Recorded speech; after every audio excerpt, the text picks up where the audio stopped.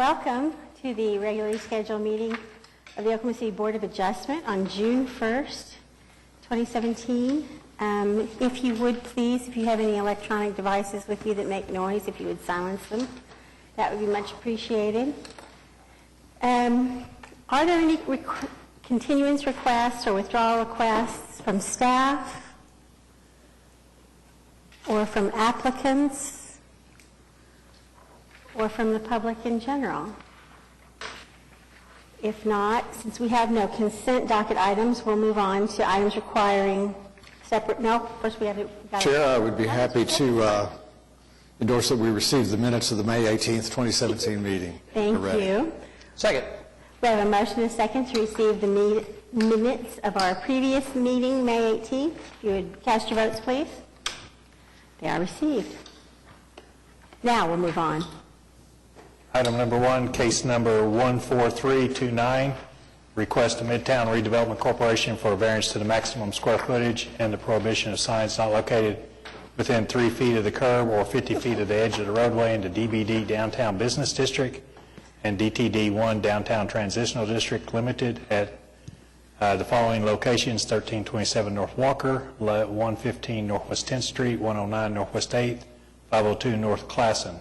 Also at the following locations: 1020 Northwest 13th, 1326 North Chartel, 1102 North Classen Boulevard, 108 Northwest 13th, and 439 Northwest 7th. A variance to the signs being in the site triangle will also be needed.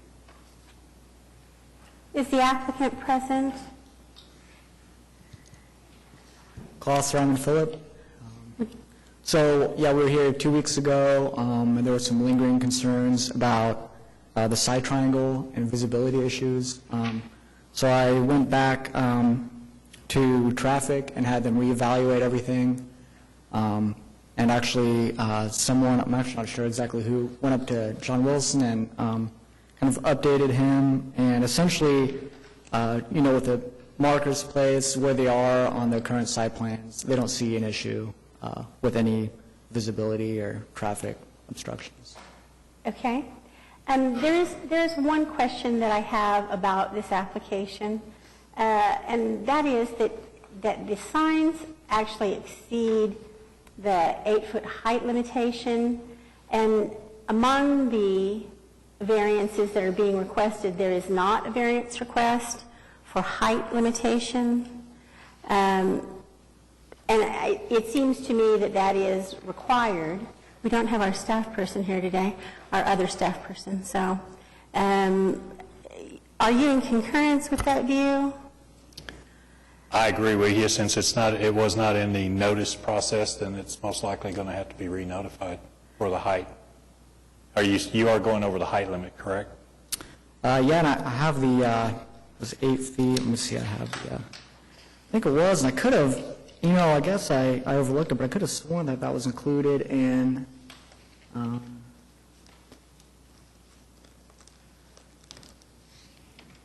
three 3-102B3C was, I think, the Unicode reference. I got the printout of the staff report here.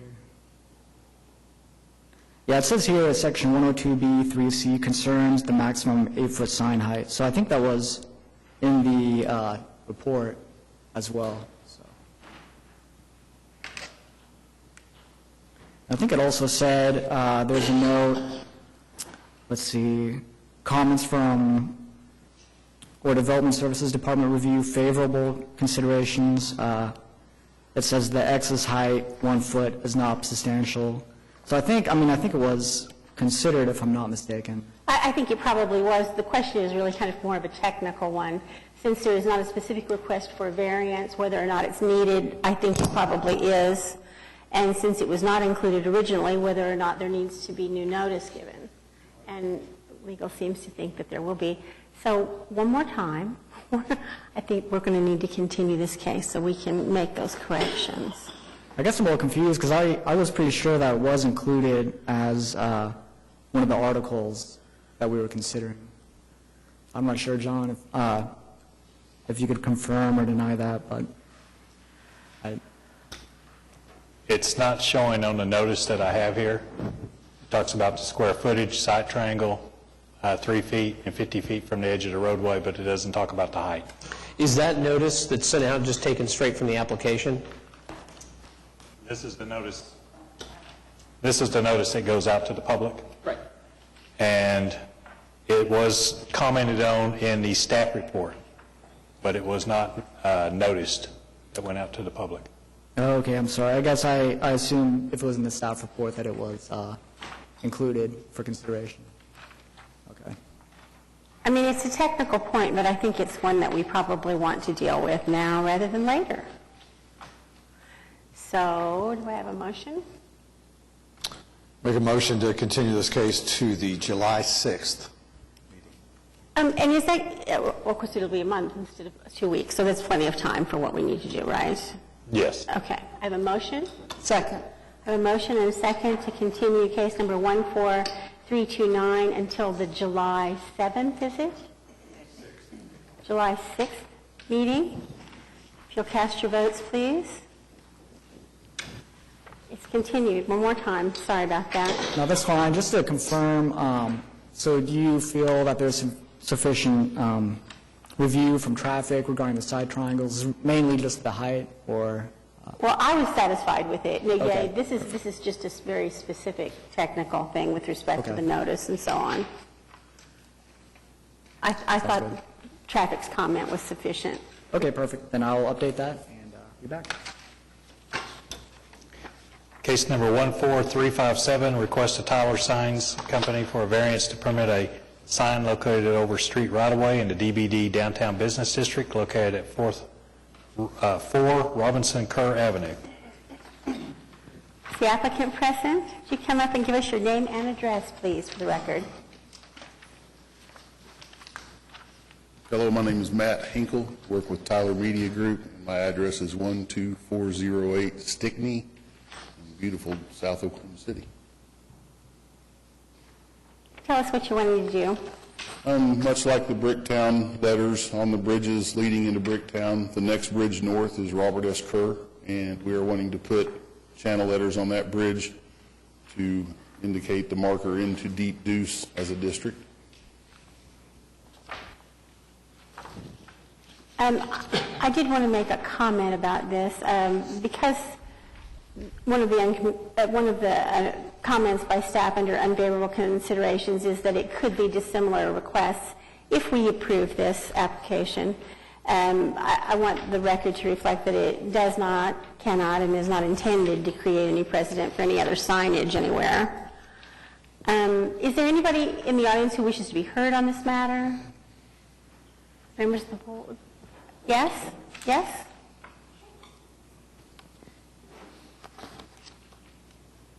Hello. Give us your name and address for the record, please. I'm Stacy Singer with Downtown Oklahoma City Incorporated. We represent the Deep Deuce District as one of the districts in the Business Improvement District. I'm at 211 North Robinson, Suite 225.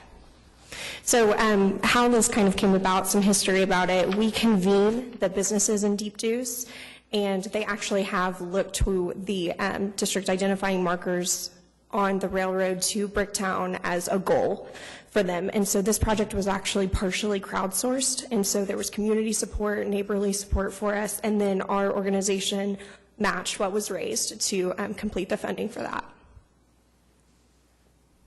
Okay. So we very much support it. I'm going to concur with the chairman's comments that this is absolutely not a precedent, and I think this is a unique circumstance, and I would support the application. If there's no further discussion, I would make a motion to approve the application.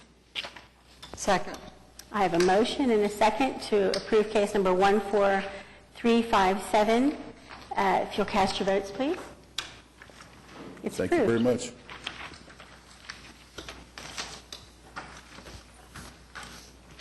Item number 3, case number 14358, request of Brent Ward for a variance to the driveway width in the DTD-1 Downtown Transitional Limited District located at 217 Northwest 12th Street. Would you give us your name and address for the record, please? Yes, Brent Ward with the MAPS office, 420 West Main, Suite 400, Oklahoma City, Oklahoma. And tell us about your request. Well, what we have going on is for the streetcar project, and on various locations along the route, we have electrical power, kind of like substations that are being installed. And out of the many properties that we could find, this is one where it would fit. And it turns out that the property has we called it like a flagpole when it comes to the shape of the tract. But there's a 10-foot wide strip that allow us to get in and install the substation towards the back end of the property so that the frontage along Robinson can be developed as it should be. And we just need the ability to have OG&E, for instance, go in and have a turnaround spot after they come in and go out to just provide future maintenance on the facility. This is also an item on which I made a note to myself that if we are inclined to approve this variance, I would like for it to show that it is limited to this very specific use. I do not want this ingress, egress to be, incorporated into or engulfed by the parking lot that surrounds it at some point in the future. This particular use I don't find problematic, especially since there's not any site obstruction on either side of it. It's not a narrow alley between two buildings or whatever, but I don't think it would be necessarily appropriate for any other use. So, is there anybody in the audience who wants to be heard on this matter? No? Members of the board? I move the approval of the variance. Second. I have a motion and a second to approve case number 14358. Would you cast your votes, please? It is approved. Thank you. Go trolley.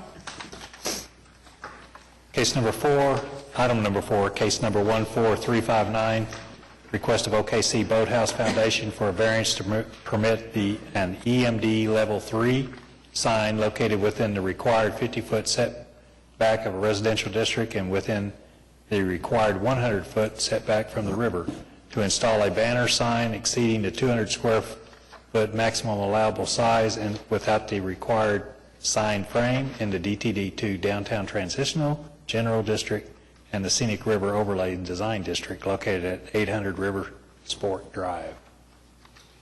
Would you give us your name and address to the record, please? Sure. It's Mike Knopp, K-N-O-P-P, 800 Riversport Drive, Oklahoma City, 73129. So we are requesting, the basis of this request is we would like to install this EMD sign, which, as you can see, there's two signs that we're talking about here.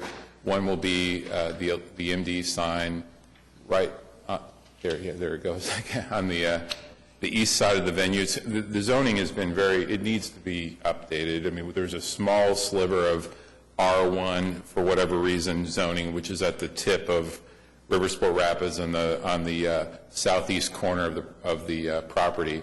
And one of the things that we've been really needing is a sign to orient people when they're coming on the highway that what this major attraction is for Oklahoma City, and that we can say things like upcoming events or things that are going on within the venue. Or one of the issues that we have continually is the directional aspect about people are sometimes pulling big trailers, and just being able to alert that this is the venue, and perhaps if it is a big event, instructions about take exit, whatever, to enter the venue. Because the original intent was to put this sign at the very, again, southeast tip, we felt like it was the best location because of the existing zoning, which does need to change at some point. We're going to have to address that. It's zoned R1. We had to move it or slide it to the north and to stay within, and that's the basis for this variance request, is that we will need a variance to be able to put it in that particular location. The other sign is, if you on the east face of the pump house of the Riversport Rapids, there's a big blank wall, and again, part of our ongoing issue is to promote what the venue is. When we're trying to get people to stop as they're going through Oklahoma City and to understand that this is a really world-class attraction, and to say River Sport Adventure Park or River Sport Rapids. We see that, you can see it on here, to allow it to be seen, it has to be large. We'd like it to cover the face of that wall. We'd like it to also be potentially interchangeable, so if we are having a big event, it could promote that event. If we're having a world championship or an Olympic trials or something along those lines, it is a really great spot to include some signage and branding. And there's different applications for putting that kind of signage up, and so we really don't think a frame is appropriate for this particular area. Putting it, we'd rather have it adhere to the concrete structure versus drilling in a permanent frame, because it could be changed. So as you can see in this image, that is the location we originally desired for that EMD sign to be located, but due to the current zoning, we would have to move it to the north, closer to that kayak boathouse. So with that, are there any questions that anyone? Just from my own knowledge, the difference between an EMD1 and an EMD3 sign is? The EMD1 is just, it can just show an image and then there's a pause and then another image, versus the EMD3. This is a very visual venue, so like our logo will animate or might show a raft crashing through a wave and say River Sport Rapids, so people understand what it is. It just allows it to have a little animation to it. So, Just the message, because apparently there's a restriction. The EMD sign that's allowed changes messages every 8 seconds. Does this allow a more frequent change of message, or just gives you more options in terms of what the message? I believe it allows a more frequent. Our intent for this is just, we're not looking to have a lot of different messages. We're looking to basically be able to provide a visual, the best visual we can as people are coming by, to say, and it would be basically branding the venue and any information with regard to a particular event. It won't be used to advertise a particular product or something like that. And so I think it has to do more with the animation aspect and the video display capabilities. Just an observation. I notice as I drive around town, you see more and more EMD signs. Some people put one up, and in an effort to save money, the resolution is not quite there, and they choose sometimes a smaller, text size and things like that, and they're really not even readable. So I hope that, I'm sure that this signage will be first class, and that the resolution will be good and represent that facility well. It was part of the basis for this. Is we have the board that we have is capable of doing the EMD 2 and 3 level signage, and it is much more. It's more higher resolution than the other kind of board. So the only other question was for staff. Do you know what the justification for the requirement for the frame was? That's just a portion in the code. I think it's mostly for the banner, because it's usually a banner that's up there, but the border around it looks more like a wall sign. But that's just, it's written into the code for a frame. So this signage is either going to be painted or signage that's adhered to the... It won't be painted. It would be more of a vinyl. It would adhere. You may have seen some of these, and I think the Thunder did some of these around town at certain times leading up to the playoffs. We just want it to be interchangeable, easily interchangeable. We also, back there, we're trying to avoid drilling into the pump house where we can. We'd rather just have it adhere to it. So, I listened to the Riverfront Design Committee, and they had a lot of discussion about the banners, both the frame and the durability. And as I recall, you had mentioned it's going to be very durable, and you probably wouldn't. You would be able to keep it, maybe replace it once a year or something like that, or how are you going to use those banners again? Yeah, well, I think it's something we're going to observe very closely. Obviously, we have a very high regard for the venue, and in terms of everything looking world class, and we want everything to. So if it starts looking like it's faded or whatever, we will replace it immediately as we do other things. So, I anticipate it's probably an annual one. It would need to be replaced annually, with the caveat if we had an Olympic trials event, or we had some very special event, we might want to change it for that event too. So you're only going over the 200 by 34 Yes. square feet, right? And that's because that's the space. It would look better to have it cover that space. So there's the potential for the signage, the messaging to change. Yes, most what you will see most all the time is exactly that, River Sport Adventures. We have highway signage, that we work with Department of Transportation on. The problem is ongoing is you come up and there's no signage for the venue, and, I don't want people thinking it's a big water treatment facility, or who knows, I wanted people to know this is a destination. So having that, I think that message, River Sport Adventures, is on the highway signs, and so it'll connect that dot that I think needs to be connected. So. I guess I have a couple of comments that I'd like to share about this. First of all, when we updated the sign code to include and to accommodate EMD signage, there was, as you might imagine, a lot of discussion about it. And generally speaking, the idea of EMD3 signage was really thought of and expressed in terms of, sort of Las Vegas style glitz and wattage, and it was really contemplated that it would not be used except in Bricktown and perhaps in a few locations downtown. But it was very specifically discussed in terms of not being appropriate as, highway signage. The frequency with which it's not just that it changes, it has the capability of being basically fluid, so that you've got, a giant television screen, if you will, and the brightness of them is problematic in terms of traffic. I note that the staff report indicates that there's really not anything that's being requested here that couldn't be accommodated by EMD1, and I think that would be absolutely sufficient. But your comments also about the rezoning seem to me to be on point, and I actually would prefer to see this presented more as to Planning Commission and as a zoning case rather than 5 different variances sort of packaged together. This is a fairly significant change to a very significant location in Oklahoma City, and I think it needs to be considered in that way. If I could comment, our intent is to pursue, the whole venue, the whole entire boathouse district the zoning needs to be updated, and it's something, this was an old neighborhood, 15, 20 years ago.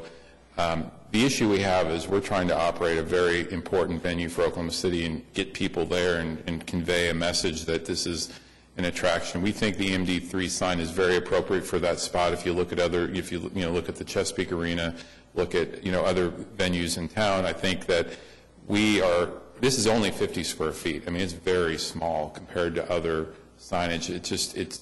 We're trying all we can to promote and get people into the venue. Our intent is once we go through this whole process of rezoning, we would then we would probably move the sign or readdress it at a later time.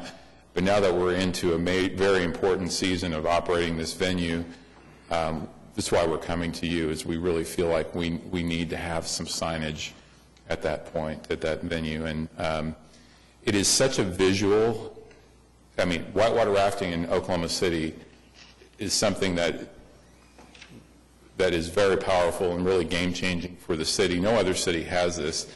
And we feel like we have to be able to convey that as people coming through and having that visual. It is not meant to be, we're very sensitive about the brand and being too glitzy or anything, but we do feel like it is such a dynamic set of activities going on in the Boathouse District that this kind of sign would be appropriate for that, is our position. It may or may not be appropriate, but I don't see that it meets the standards for variance. I don't see that there's any particular hardship that's being addressed here. Well, the hardship is that we're having a hard time conveying to people, we have no signage in that spot. There's a dramatic need for signage as you come into Oklahoma City and identify this venue, just as the State Fair or any other important venue in Oklahoma City does have that kind of signage. And at this point, we're trying to promote this as a major destination for Oklahoma City, and it is a hardship not having a way to define the venue as you're coming into town, especially because of the fact it's also not the easiest venue to get to as you come through, to be able to define when people are driving a 35-foot trailer with rowing shells on it, to be able to say, when we're trying to get people to get to the venue, is it in the easiest way possible to be able to define an exit that they should go to. But on a daily basis, it's more about just defining and really promoting the fact that we have this important asset in Oklahoma City. And I think I will also say, there are no other businesses, there are no residents. I mean, this entire property, it's a 200-acre venue in Oklahoma City that is an attraction with no other. We're the only entity that's basically, we have universities that are partners, but there are no other businesses affected by this or residents. It's more of we feel like it's important to promote the venue and define the venue. I think there is a hardship here. It was difficult, to navigate, and I could understand people coming from other areas. It's kind of like a little village all in its own, and the signage is almost non-existent. And so if you wanted to reach one place or another, you really need those kinds of things. I think the distance from the highway and the traveling and the way that it transgresses this exception for the 3MD is not going to work a burden on anything. And also, it's my understanding after their summer activities, they're going to be making application. Although that's not binding on us here, they're going to be doing some zoning changes, right? Yeah, we are going to proceed with the zoning process. We just understand that will take time to do. And we do have a big event. For example, throughout the summer, we have events from the Stars and Stripes River Festival to we've the USA Rowing World Challenge that is here in October, and many other events that will bring a lot of people from out of town. So we want to, we feel like this is an important component to that. So. I'm not speaking for anybody else. I don't think you're lacking support here for what you're trying to accomplish. Yeah. And I think where I disagree a little bit with that, you've got a 200 square foot capability right now that you can put up. And so to prove that there's a hardship that would merit a variance, which allows us to step outside the legislative process and say, yes, this is so different and unique, it merits that, you've made a better argument that this whole property, because of how unique it is entitled to its own zoning with its own set of sign criteria and everything else, because I think the signage criteria is not appropriate for use. I think you should have access to things like this. But that's beyond the scope of what we're really asked to do, which is to evaluate the ordinance itself, and on its face, is there a hardship there that's present here that's not present in other cases? Everybody wants signage, right? Everybody wants more signage, but 200 square feet would seem to be an adequate amount of signage until you could get this property where it belongs, which is, and I'll be surprised if you get a lot of pushback on that, frankly. I think everybody can understand that this is unique. But I have to agree with the chairwoman in that it's a lot to take into a variance and sort of bypass legislatively what the city would prefer be done. For us to grant this litany of variances, it does seem like it's, I support what you're doing, but it just seems like it's really outside our scope.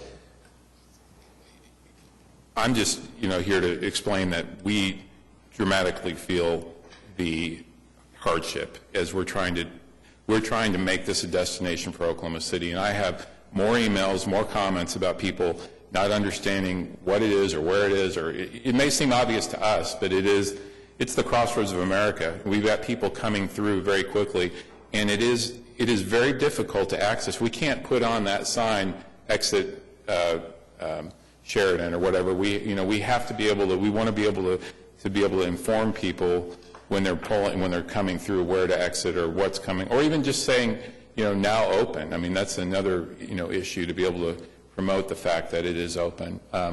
We're trying not to ask for anything that is outside the bounds of what other venues and destinations in Oklahoma City have come to expect, and I think This is only, I just put it in, I want to repeat, this is only 50 square feet. It's even so small, it's not even going to be, we can't do a lot with it, yeah. Well, and that's the other thing that's curious to me. When I first, I didn't realize this until you were talking that the EMD element of this was targeted toward the interstate. I thought that was at the entrance initially. I mean, 50 square feet is tiny.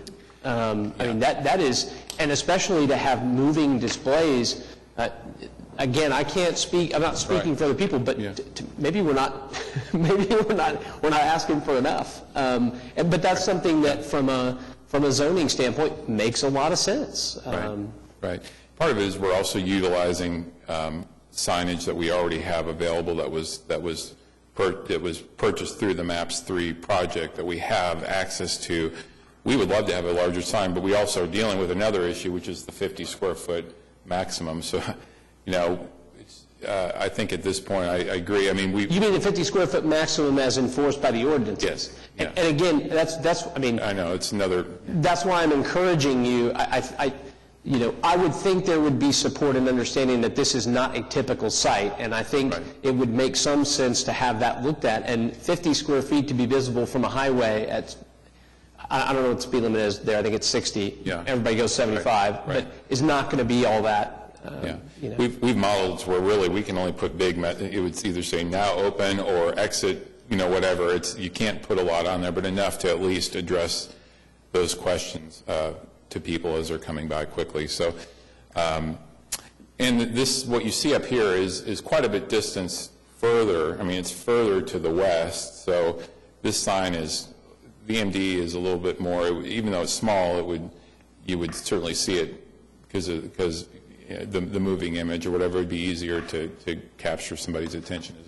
I agree with you. I think that it is a hardship, and, you know, if we wait for rezoning, you know, the season will be over. Right. And in that sense, maybe I don't have any problem supporting, especially the banner signage in the sense of, I mean, that's, but again, it's this collection of variances. So if you're open to that, I certainly support that to try to eliminate it, but I do think you'd be very wise to have it looked at from a zoning standpoint. Well, because I think you can get more. Yeah, and I totally agree. We're actually going to proceed with the zoning.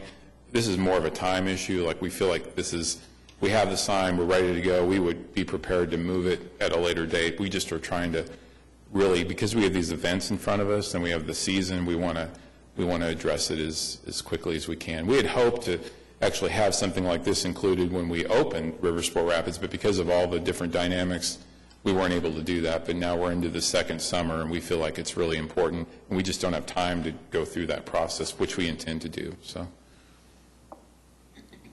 Whereas I feel like it's too important to rush through. I think we just need to take the time. I also would support the banner. I don't have a problem with that. But the EMD signage, once it's in place, they don't ever seem to go away. And even if you do proceed with the zoning at a later date, I'd be very surprised if it were impacted in any way by that. So, is there anybody else who wants to be heard on this matter today? If I could address one more item here, is we have on here, you know, I strongly suggest the EMT 2 and 3 is appropriate, and I understand we have a disagreement, but I also don't want to leave the idea of at least having an EMD 1 sign. If that's where we're at, we have a very important project we're trying to make. We're trying to do this. We're a nonprofit organization trying to benefit Oklahoma City and make this a major destination. And I feel like we should all figure out a way to help make this be successful. And I can't emphasize enough to you how important signage is in all of our daily activities. From what I hear from guests, people coming in, we're the only major venue in town that has no sign. There is no sign that defines the venue. And this is, I feel like, an important element. Even if it were to have to be an EMD 1 sign at this point, I would ask for that. So.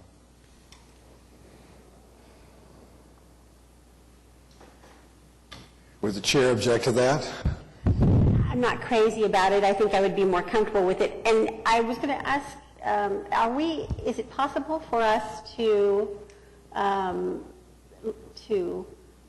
require or to limit the variance with the condition the variance for them to proceed with the rezoning? Not necessarily to proceed with the rezoning, but you put a time limit on it if you want to. How about that idea?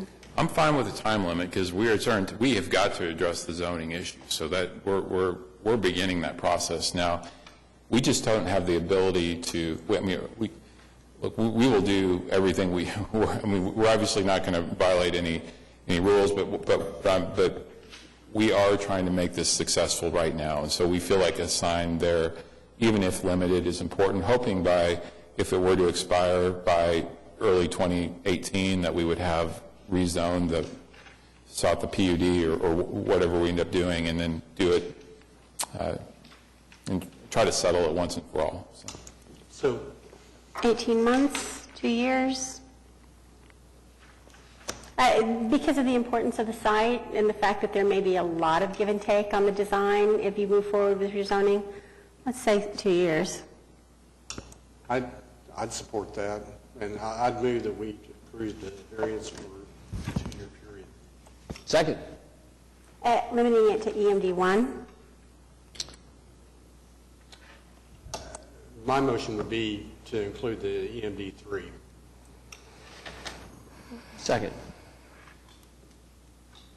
I have a motion and a second to approve case number 14359 with a 2-year time period limitation. If you would cast your votes, please. But we are approving an EMD 3 as opposed to an EMD 1, which is allowed. That's the motion. Okay. The motion was as presented by the applicant. EMD 3.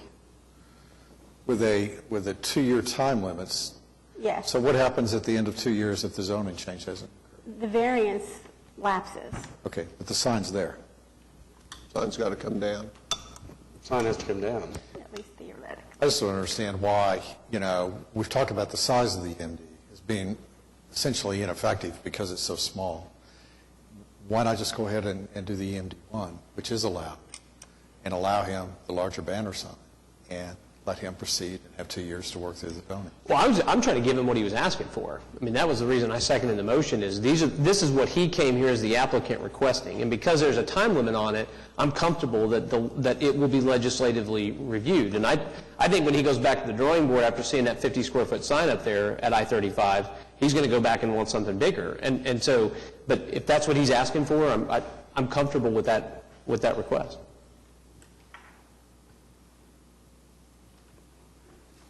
Okay. I thought we had a meeting of the minds that an I thought so EMD too, 1 but- was a temporary, an acceptable compromise with a time frame to allow the rezone. Because I'm sure my colleagues, I don't think you're going to be happy with that 50 square feet, and I don't think it's really accomplishes, maybe better than nothing. And I actually would agree with that, because I think that by approving the EMD 3, we're setting a precedent even going into the zoning. I think they'll look at that and say, well, they've already got an EMD 3 sign, so I would much rather it be an EMD 1, but we have a motion and a second. Unless we're going to change it, which it doesn't look like we are. So I have a motion and a second to approve case number 14359 with a limitation of 2 years. Cast your votes, please. But it carries. So it's approved. Okay, thank you. We'll be back. Excuse me. Item number 5, case number 14360, request to Bank First for a variance to permit a sign located in a 25-foot side triangle extending over the right-of-way in the SPUD 330 district located at 4500 West Memorial Road. Madam Chairwoman, my law firm represents Bank First, so I need to respectfully recuse. We will excuse you. Would you give us your name and address for the record, please? Yes, my name is Doug Hug. I'm the facilities manager for Bank First, address 101 North Broadway, downtown Oklahoma City. And will you tell us what it is that you're requesting? Yes, we're requesting to move the sign. We actually were just refacing, we were going to reface the sign with a new top cabinet, the sign that's existing there today, which was before my time at Bank First. As we proceeded to do that, we found out that the sign contractor that had originally done it, unbeknownst to us, had put the sign, it was not approved. When they went out to approve the sign, it failed. Well, they left it at that. Nobody ever said anything. So here we are, almost 14 years later, and we have a sign that's not, it's not in compliance. So at that point in time, we decided, we kind of looked at it and said, it's at this particular corner here, we have a lot of people. The people who are traveling north on Meridian to come to the bank, they cannot, they don't know until they're past the turn, and they either try to whip over. I've watched it multiple times. They're having to go out, create more traffic problems, by going all the way down around Panera Bread, turn around to come back to the bank. I've got pictures to illustrate that, from coming north, you cannot see that sign whatsoever. And then also, coming from the west, you can't see the sign to the bank at all.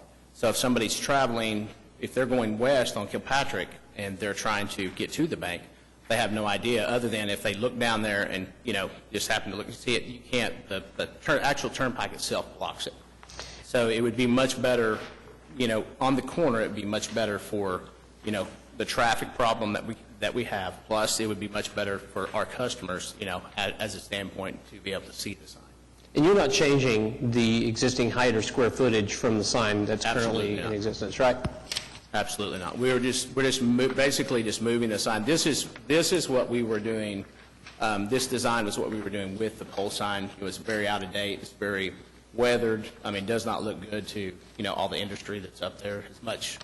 As much renovation and things that have been done up there to improve improve everything. The sign looked very poor.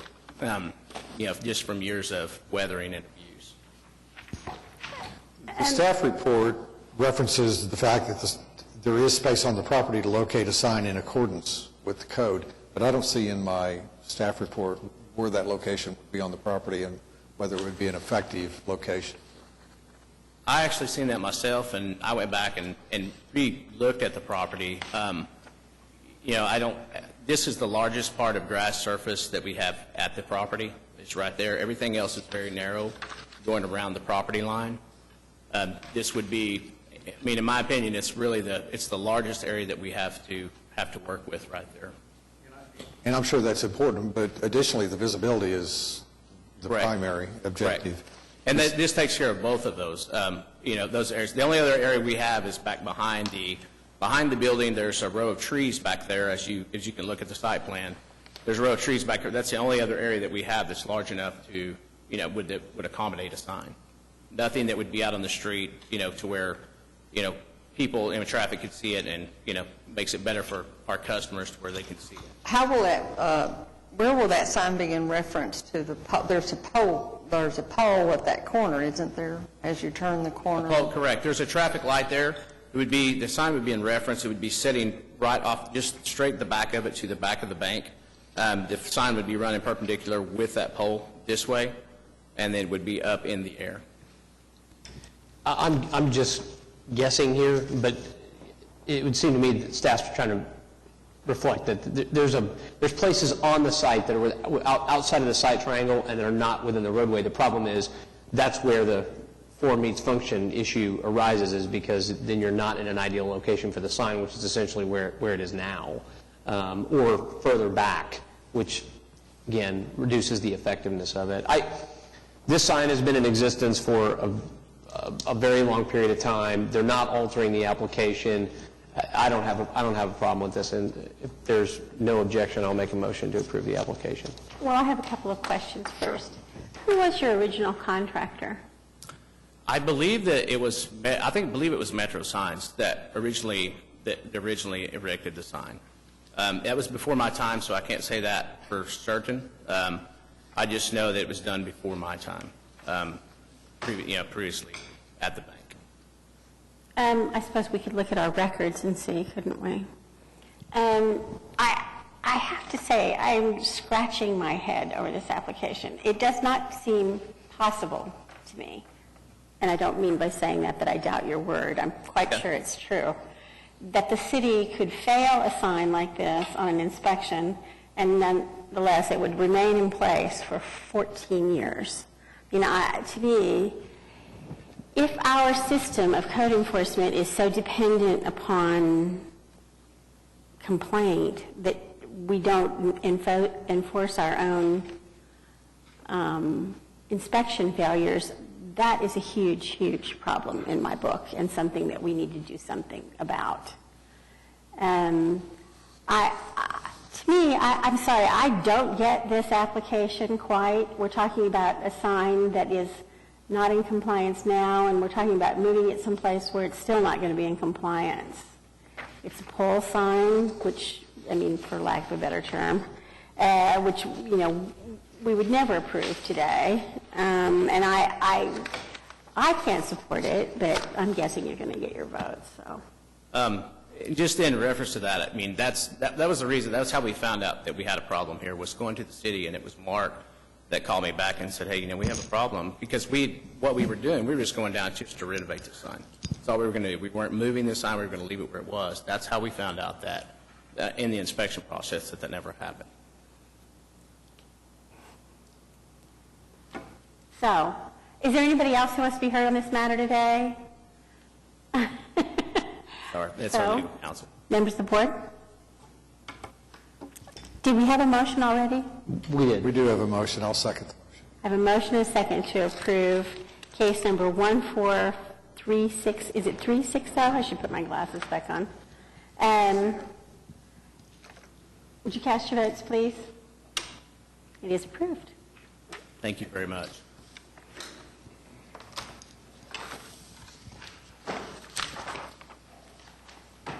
The next item on the agenda is election of officers. We should wait for Mr. Donald to rejoin us.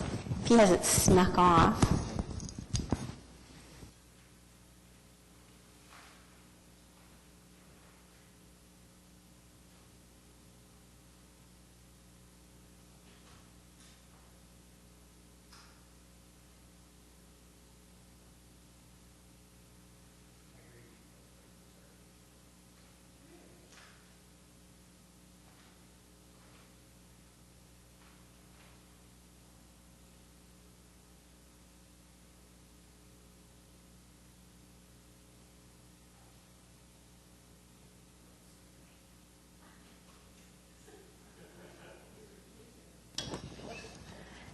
And actually, there was one other thing that I did want to say about our last, it's more of a staff comment.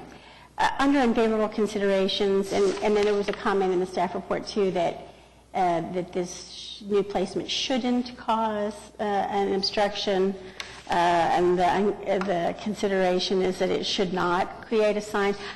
When we have questions with respect to site triangle issues, let's get somebody to tell us yes or no, whether the placement of whatever it is we're talking about is going to be a problem or not a problem, so that we have to actually have an answer to that question.